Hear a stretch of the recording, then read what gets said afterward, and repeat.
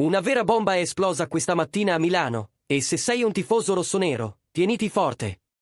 Perché quello che stiamo per rivelare potrebbe decidere una volta per tutte il futuro del nostro attacco. Siamo tornati con un altro aggiornamento bollente. Di quelli che fanno battere il cuore e incollano gli occhi allo schermo. Come sempre, il nostro impegno è portarvi le notizie più fresche, direttamente dai retroscena rossoneri. Con la credibilità di chi vive il Milan 24 ore su 24.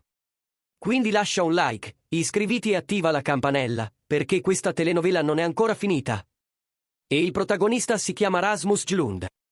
Secondo la Gazzetta dello Sport, il Milan mantiene viva la speranza di portare il danese in prestito con diritto di riscatto dal Manchester United. Le trattative tra i club sono progredite nelle ultime settimane e la distanza tra la richiesta dello United e l'offerta del Milan si è ridotta notevolmente. L'operazione, includendo il costo del prestito e le clausole aggiuntive, dovrebbe aggirarsi intorno ai 40 milioni di euro.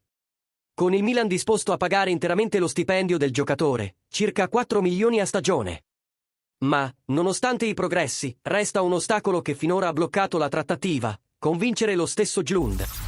L'attaccante, ex Atalanta, sogna ancora di lottare per un posto a Old Trafford, anche se lo scenario è sempre più sfavorevole.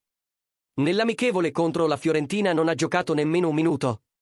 E questo lo stesso giorno in cui Benjamin Sesko, acquistato per 85 milioni di euro, è stato presentato in grande stile ai tifosi.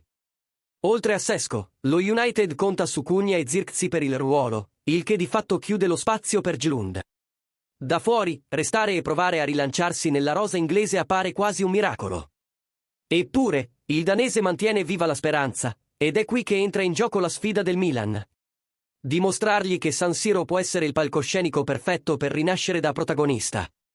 Dal punto di vista sportivo, l'occasione è evidente: al Milan, Hjulund avrebbe minuti, responsabilità e una tifoseria pronta a sostenerlo. E per Allegri, il profilo del giocatore si inserisce perfettamente nel progetto: giovane, veloce, fisico e già adattato alla Serie A. Ma il tempo stringe e la finestra di mercato non aspetterà la decisione dell'attaccante. Nel frattempo, il Milan frena la tentazione di cercare alternative, puntando sul fatto che una conversazione decisiva, e magari qualche segnale in più che lo United non conti realmente su di lui, possa ribaltare la situazione. E ora vogliamo sentire la tua opinione, tifoso rossonero. Il Milan deve insistere e aspettare Rasmus Hjulund fino alla fine? Oppure è arrivato il momento di cercare un altro attaccante per non rischiare? Commenta qui sotto e facci sapere anche da quale città ci stai guardando. La tua opinione è fondamentale in questa fase finale di mercato. Forza Milan!